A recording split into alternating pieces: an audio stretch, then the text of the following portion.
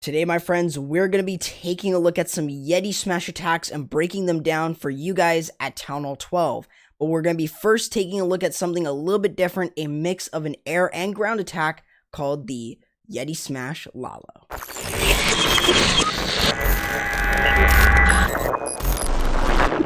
So the first Yeti Smash that we're going to be seeing here is going to be a Yeti Smash Lalo, a mix of ground and air. This attack is a really good one, and this is something that I just saw once. I haven't seen it again, but this is a very good attack strategy from my eyes. I don't know if you guys would really want to maybe see more videos on this, so let me know in the comments below. That would really help. But let me know if you guys want to see a video on a mix of ground and air, because that could be meta, but who knows? I really want you guys to sort of maybe see if you guys are interested in it.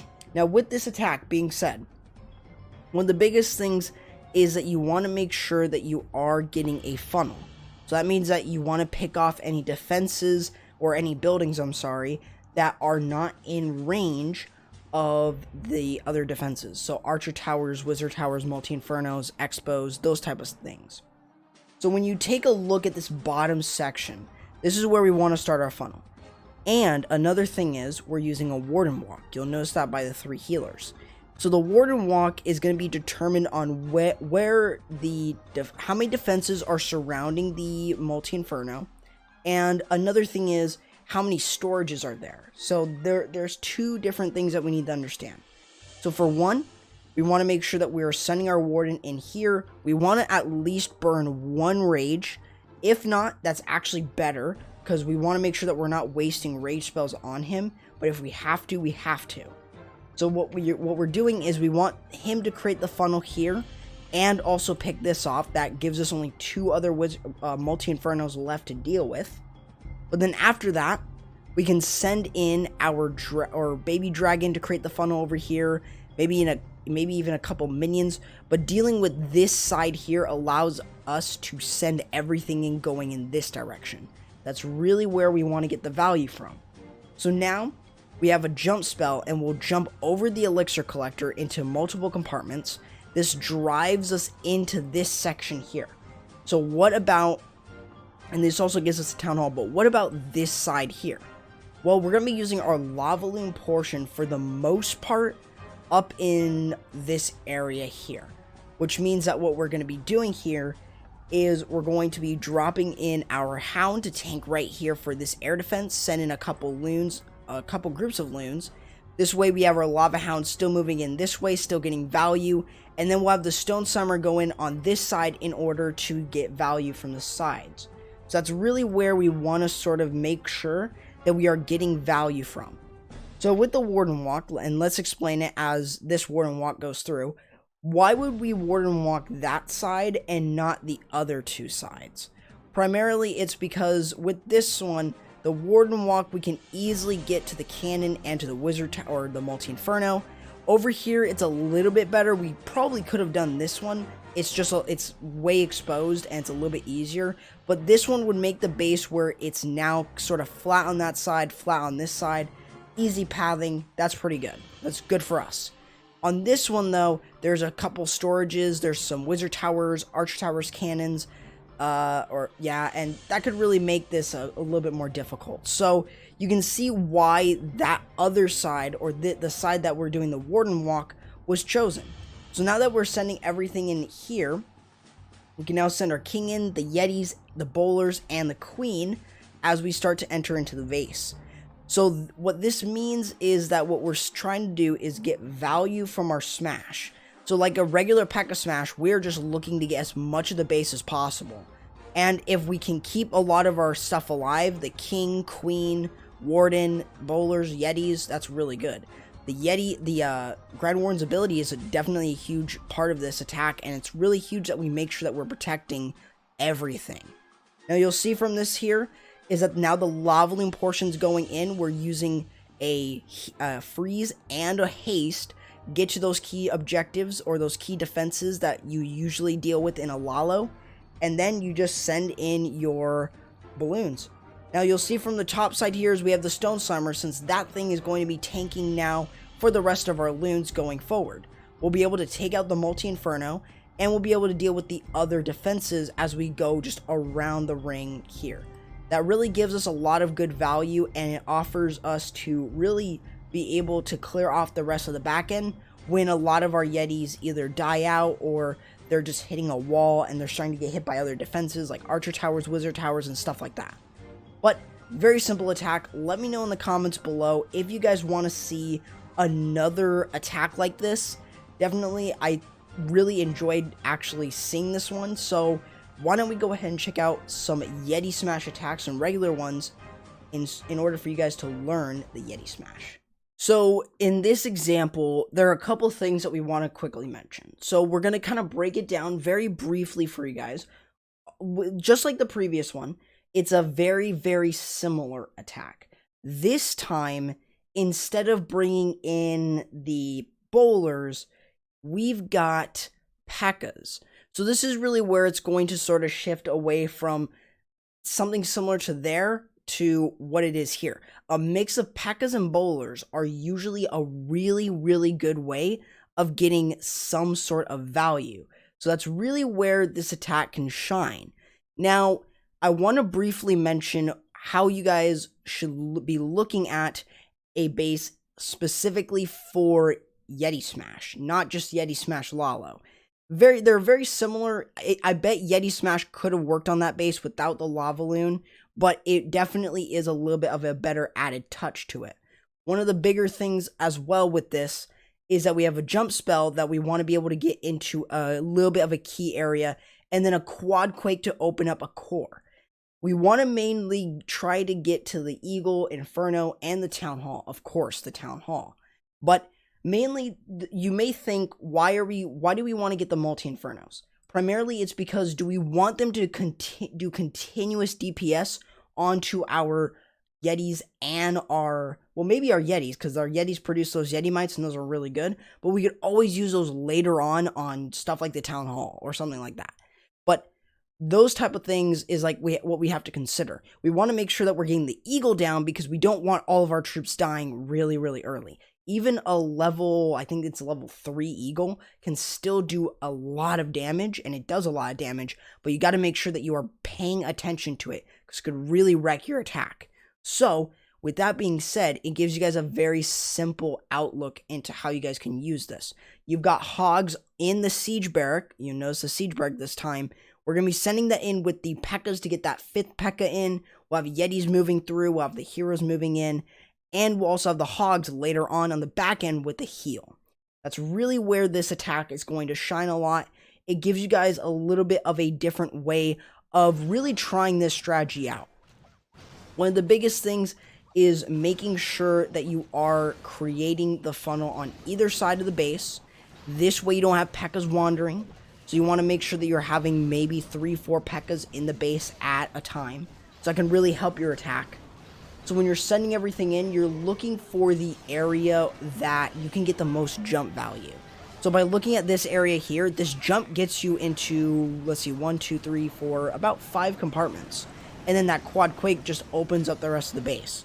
So when you're contemplating on jump versus quake, it might be a better idea to sort of look at the base and maybe even use both. It's a great mix, since they both open something different, but you can take advantage of base designs like that. So try to make sure that you are sort of realizing that when you guys are using it. Now, the Grand Warden's ability. This ability should be used to protect a lot of things within the base. Within the core, you want to make sure that you are keeping everything basically protected in order to secure the 3-star, including pekkas, including Yetis. Make sure that you are keeping those Yetis and the pekkas alive at all times in order to get substantial value from the base. Now, you may also be wondering, what about the hogs? You saw the heal spell being used over that giant bomb in order to prevent them from dying. That's really why you would ever want to use the heal spell on the hogs. Now, you can use it with the bowlers, or if you decide to bring bowlers, you could use it with the Yetis and the pekkas, but it would definitely be a lot better, and you're going to get more value if you decide to use it on the hogs.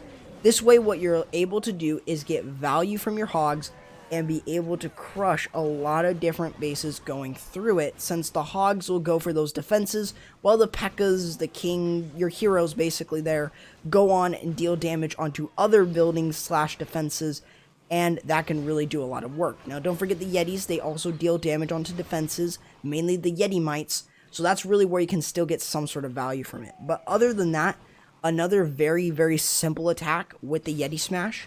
But let's go ahead and show you guys a couple more examples with the Yeti Smash. Now, with that brief introduction out of the way, we can start to get into these replays just purely going through. Now, the biggest thing that you'll see here is, of course, the base is not maxed, but you can take advantage of base designs like this, especially if you are a brand new Town Hall 12 and you unlocked your Yetis. This can still work at level 1 Yetis. So I would say that if you are going to try and use Yetis at Town Hall 12 for the first time against, like, maybe newer Town Hall 11s, or I'm sorry, new Town Hall 12s, then this is really going to be a great composition. You can use a Yeti maybe to create the funnel, that can really help a lot, but you can also use the Siege Barrack, and if you have access to it, it really helps. But you have 9 Yetis here. You're not bringing bowlers, you're not bringing pekkas, you're just bringing in just mass amount of Yetis, mainly 9 Yetis. This way what you're able to do is have enough troops for some cleanup and stuff like that. Now, what about those single target Infernos? They can still be somewhat of a nuisance especially, but they'll pop your Yetis faster, which means that they'll spawn those Yetis, or Yeti mites, which you mainly want to try and make sure that you are protecting as much as possible. You may notice that there's hogs again, but no heal. So you may be wondering, why is that? So sometimes there's a better opportunity to bring a rage, and sometimes there's a better option to bring a heal. You can even try and just rage up the hogs as well if you choose to do so. But that's the only reason why you'll see in some of these examples that people like to use the rage spell in the CC rather than using a heal. Just because the heal can, it can still get value, don't get me wrong. But the rage can also do the same thing as well for the rest of your Yetis. Having 3 Yetis or 3 rage spells on your Yetis and Pekka or Pekkas can really kind of help this. You may already notice that the Town Hall is actually way on the outside. So how was the attacker supposed to reach there? Well, you have the King, Pekkas, Wizards. You have a ton of stuff going in on that side.